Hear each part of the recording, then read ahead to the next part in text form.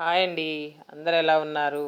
ఈరోజైతే శుక్రవారము. నేనైతే ఇలా పూజ చేసుకున్నాను. చూసారా ఎలా చేసుకున్నానో? ఇది మా ఇంటి అమ్మవారండి, ఉప్పలమ్మదేవి.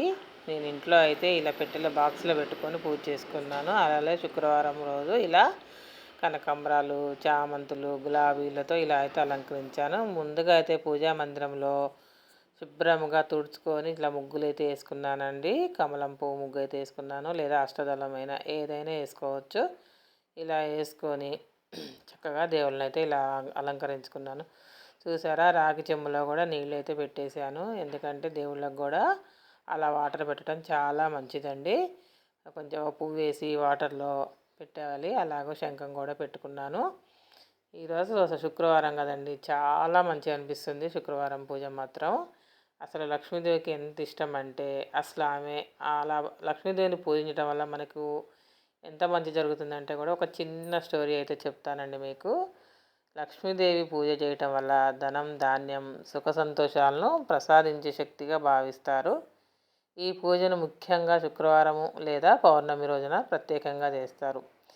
శ్రద్ధాభక్తులతో లక్ష్మీదేవికి పూజ చేసి నైవేద్యం సమర్పించటం వలన ఆధ్యాత్మిక శ్రేయస్సు, భౌతిక సంపదలు లభిస్తాయని నమ్మకం.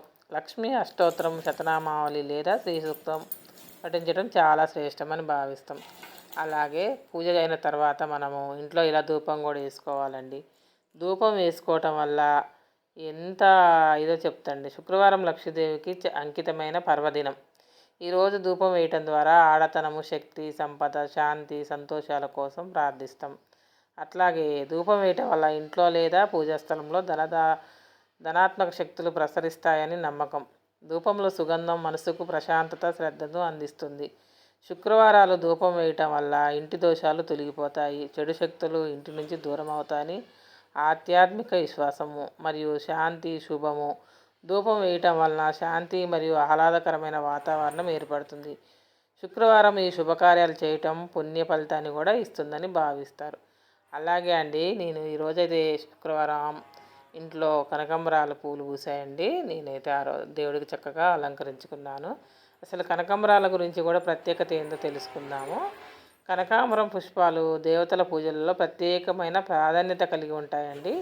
వీటి స్వభావము ప్రకాశవంతమైన ఆరెంజ్ రంగులో ఉండటంతో ఆనందం మరియు శుభము సూచిస్తాయి. కనకాంబరాలను ప్రధానంగా లక్ష్మీదేవికి అంకితం చేస్తారు. ఎందుకంటే ఈ పుష్పాలు సంపద మరియు శోభను ప్రాతినిధ్యం వహిస్తాయి.